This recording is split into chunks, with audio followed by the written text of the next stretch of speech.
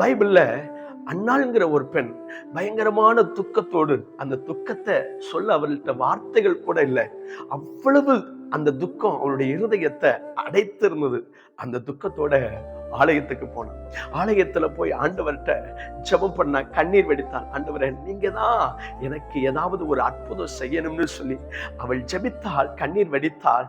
ஆண்டவர் அவளுடைய அந்த கண்ணீரை பார்த்து அவளுடைய ஜெபத்தை கேட்டு அவளுக்கு பதில் தந்தார். வசனம் சொல்லுது, அதற்கப்புறம் அவள் துக்கமுகமா இருக்கலையாங்க. ஒருவேளை நீங்களும் துக்கத்தோட இருக்கிறீங்களா? கண்ணீரின் பாதையில அந்த வார்த்தையினால கூட சொல்ல முடியல, அவ்வளவு இருதயத்துல வேதனை அப்படின்னு நீங்க இருக்கிறீங்களா? நிச்சயமா உங்க வேதனையை மாற்றக்கூடிய ஆண்டவர், உங்க துக்கத்தை மாற்றக்கூடிய ஆண்டவர் உங்க ஜெபத்தை கேட்கிறார். பக்கத்துல ஆலயத்துக்கு செல்லுங்க, அல்லது உங்க வீட்டுல உட்கார்ந்து ஜெபம் பண்ணுங்க. நீங்க தான் ஏசப்பா எனக்கு ஏதாவது செய்யணும் அப்படின்னு நீங்க ஜெபம் பண்ணுங்க.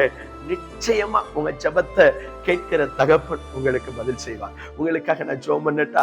கிருபையுள்ள பிதாவே, இரக்கமுள்ள ஆண்டவரே, மிகுந்த துக்கத்தோடு மனவேதனையில மனமுடைந்து போய் நான் யாரிடத்துல போவேன் என்று கலங்கி கொண்டிருக்கிற அன்பு பிள்ளைகளை கர்த்தர் பார்க்கிறீங்களே.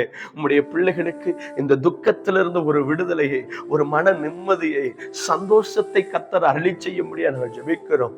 தேவ கிருபை பார்க்கிற பிள்ளைகளின் மீது உண்டாகட்டும். அவருடைய துக்கங்கள் மாறட்டும், மன மகிழ்ச்சி அவருடைய இருதயத்தில் பிறக்கட்டும். கர்த்தர் அருள் செய்யும், ஆசீர்வதியும். இயேசுவின் நாமத்தில் ஜெபிக்கிறோம் ஜீவனுள்ள நல்ல பிதாவே, ஆமென்.